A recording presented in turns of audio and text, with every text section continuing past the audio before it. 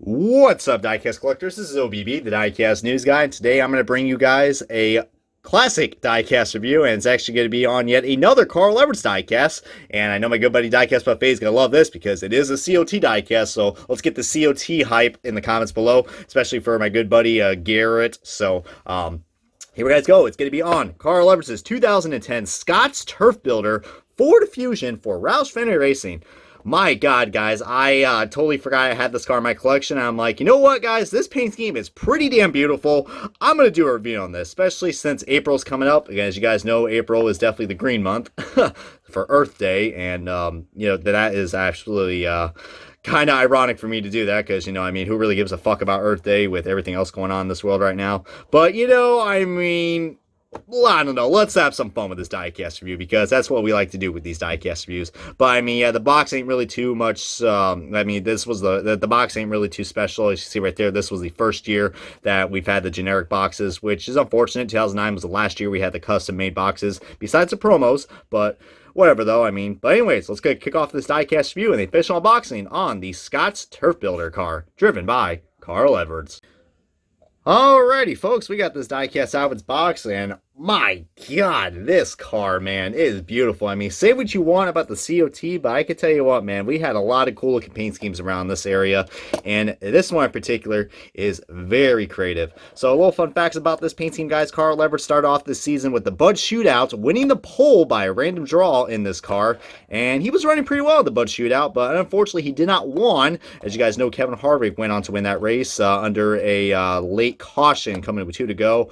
It happened up front. Edwards was pretty much you know, a front runner most of that race, and especially with his teammates Biffle and Kenseth. But let's say the big one always likes to strike at Daytona, guys, and that's what happened right there, guys. I mean, and that's what ended the race right there for not only for Edwards but also his teammates Kenseth and Biffle. What happens at Biffle got a push by Jeff Gordon, and that just kind of started it all, and then that was just a crazy race to start off the season. I mean, my God, I miss the days when they called it the Bud Shootout, and then but now it's called the Clash now. So, but my God, so many great memories I had with looking at this paint scheme. However, though, Edwards didn't really have the best luck with this scheme, guys. I mean, besides, you know, winning the pole by a random draw at the Bud Shootout, but he also drove this car at the Spring Texas race, and he got into yet another multi-car pileup with this car. He actually got into the back of Tony Stewart, which, you know, as we guys know, 1 year later, those two were championship favorites in 2011. So kind of funny right there. And this car is a little lopsided too, as you can see right there. I mean, this car is a little lopsided. So, I mean, it's got a working suspension. But yeah, he got into a multi-car wreck he tapped Tony Stewart in his corner panel. Then that sent Jeff Gordon around, and it caused another big pileup. So, yeah, it's a shame because I would have loved to see the Scott's car in Victory Lane, guys. I mean, I know we only seen the Scott's game, but I think we only seen it in Victory Lane once, and that was back in 2005 with Carl Edwards' first Cup win when he beat Jimmy Johnson. Speaking of the devil, that car was also released in 2010, and it might be the diecast we're going to compare this to, guys. So I might do a separate review of this Scott's car, guys, but I decided this would be a great diecast to compare, guys. I mean, I know all the hardcore Carl Edwards fans, including Raw Gator, are probably going apeshit right now. I don't know if he somehow decides to watch this video, but shout out to him and many other Carl Edwards fans, especially my good buddy Aflac Cup Series. But my God, guys, I mean, both are great looking paint scheme, guys, but this one, the Scott's Turf Builder car, there's something about it I just like. It's bright and vibrant, but don't get me wrong, I absolutely love this car, and my God, I wouldn't mind seeing this car being a throwback car for somebody one of these days. That or the Office Depot car, because, you know me, I'm a big Carl Edwards fan, and I would love to see that happening. But, yeah, I mean, feel free to comment below if you guys want me to do a separate review of this diecast, because I do also have the 124 scale version of this car from 2005, but this paint scheme, man. I mean, I usually don't review paint schemes that much on my reviews because, you guys can see it. I don't really have to, point that out. But, I mean, this is such a cool looking paint scheme. It definitely deserves the recognition, guys. So we got, like, I don't know, like a waterfall right here, and it's just swooshing away with a green background, supposed to represent the grass. I mean, Scott's has been a long time sponsor for Carl Everts, guys. Like I said, he won in the Scott's, the OG Scott's car at his first Cup race, and also won the freaking 2007 Busch Series Championship with that sponsor. So, my God, guys, I mean, I would love to see Scott's make a return, but, I mean, if Scott's makes a return, I mean, they got to do a throwback, man, to the man, Carl Everts. And I like how also the contingencies are spread out so you can see more of this paint scheme, guys. I mean, look at that. We got grass and, like, I don't know, more green right here supposed to represent the grass, and then the water, which is supposed to represent the water smart, whatever the hell that is. And look at that. This is probably one of my favorite parts, guys, the colored wings. We've had some diecasts that do this before, but that looks really cool, guys. They managed to get the green that is also on the top part of this car.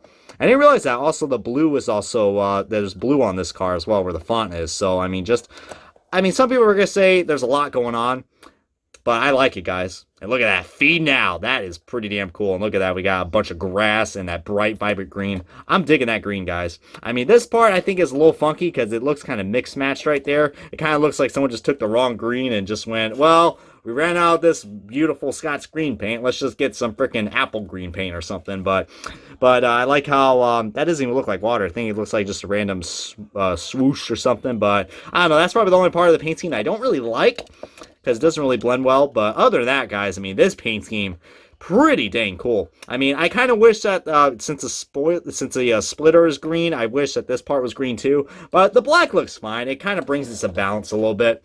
But I absolutely love this car, guys. I mean, I think this car is a little hard to find now. I mean, I know most of the COT diecasts are starting to get a little hard to find. And I didn't realize that this car also, if you look where the green is, it does have some texture as well. Can't really see it because the more I zoom in on this car, the more blurry it gets. But I absolutely freaking love this car, guys. I mean, if you guys are able to find this car and all the other Scott schemes, go out and get it, guys. I mean, it's right up there, guys. It's probably my favorite Scott scheme by far, guys. I mean, it's a very creative, and I wish we had more schemes like this that are just really creative, guys. I mean, this scheme kind of reminds me what Busch does with the Kevin Harvick cars, with the mountains in the background. I mean, it's such a cool looking diecast, guys. I absolutely, definitely recommend getting this, guys. And I just wish Carl Everts would have drove this car a little bit more. He only drove it in 2010, sadly. But he was able to get 2 wins, but with the Aflac scheme later in the year. Like way, way later in the year. Like towards the end of the freaking season. So, yeah, guys, I mean, that's all I gotta say about the Carl Everts 2010 Scott's Turf Builder Ford Fusion for Roush Fenway Racing. If you guys enjoyed this diecast review along with other NASCAR diecast reviews, feel free to hit that subscribe button and comment like, and I will catch you guys on another classic NASCAR diecast review on this YouTube channel.